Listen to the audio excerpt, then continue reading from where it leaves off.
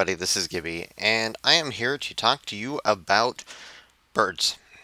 Why birds? Well, a lot of people, in my case especially, we were unable to have cats or dogs in our apartment.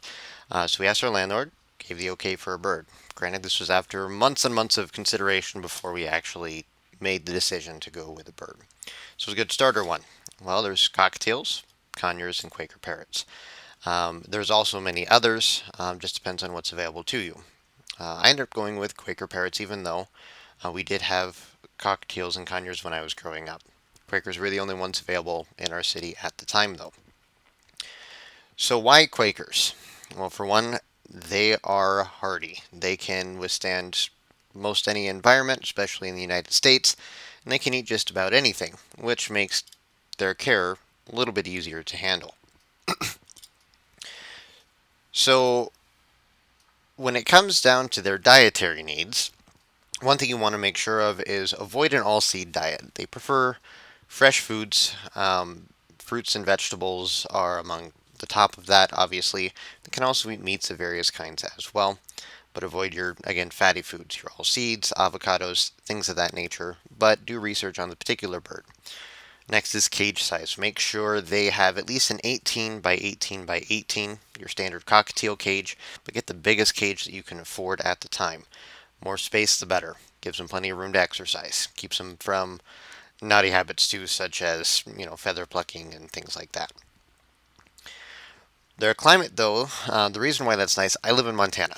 It gets very cold here in the winters at times, and our winters can get sometimes harsh. And well, our apartment doesn't necessarily have the best insulation, so we needed something that we wouldn't have to worry about any particular special needs during any time of the year.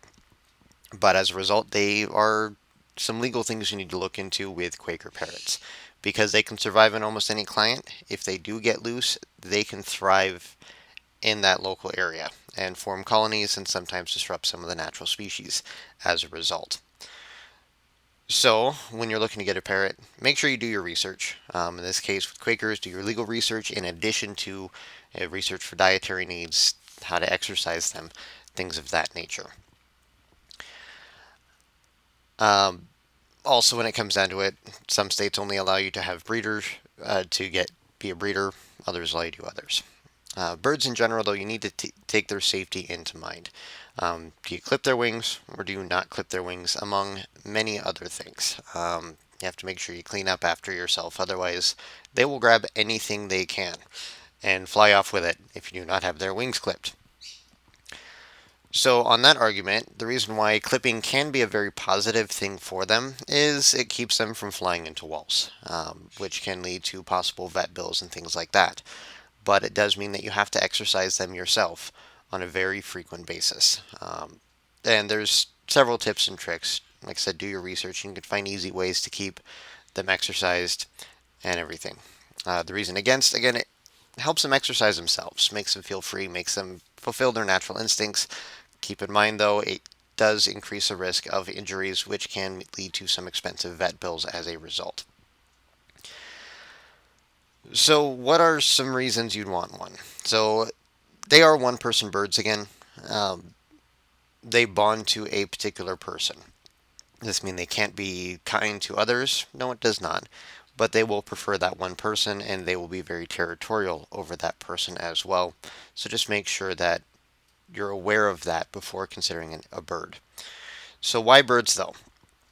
They are, well, they're kind, they're loving, they are there to make your day great, in all honesty. And they're super kind and they just need training and attention. Bird that doesn't get attention, not a happy bird.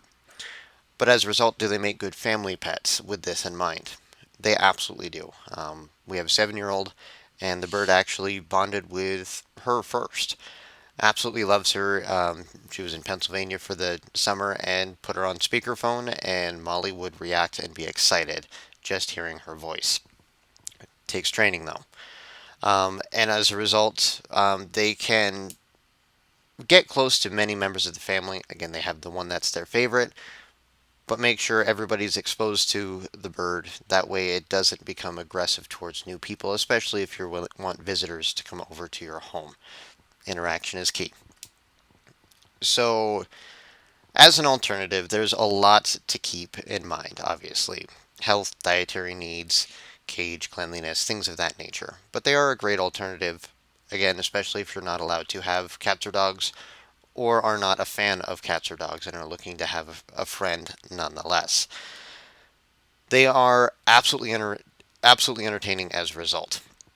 Look up funny birds on YouTube and you will be entertained for hours on end. They are absolutely hilarious with the noise and everything that they make. Sometimes can get annoying, but for the most part, you're just going to be laughing and enjoying their company.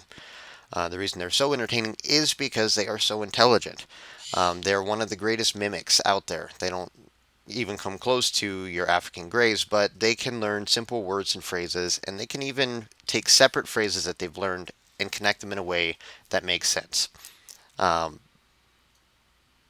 so when it comes down to birds, it's really just best do your research, and if you really want one, give it a go. It takes a lot of work. It took us about 2 months before Molly really came into her own and was that kind, loving, funny bird that you see on YouTube. So have fun with it. Have patience. And, well, as you can see, here's my little Molly bird. This is when we first got her. She's far nicer now. But have fun, take the chance, and you'll have nothing but a rewarding experience as a result. Thank you for your time.